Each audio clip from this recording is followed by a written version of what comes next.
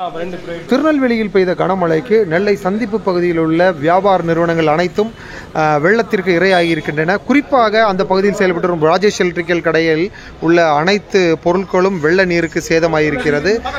இந்த ராஜேஷ் எலக்ட்ரிக்கல் கடையில் உள்ள எலக்ட்ரானிக்கல் பொருட்கள் அனைத்தும் வெள்ள நீரில் அடித்து சென்றப்பட்டிருக்கிறது.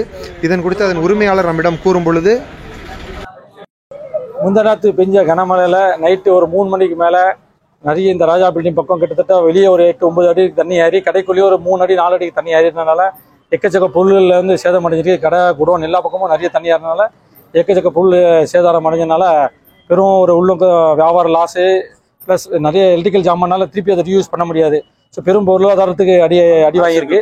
ஸோ எங்கள் அரசுக்கு கோரிக்கை, எங்கள் மத்திய அரசும் தமிழக அரசும் இந்த கோரிக்கையை ஏற்று ஏதாவது எல்லாருடைய யாரெல்லாம் கஷ்டப்பட்டுருக்காங்களோ எல்லாருடைய கடைகளுக்கும் நிவாரண உதவி பண்ணி கேட்டுக்கொள்கிறோம்.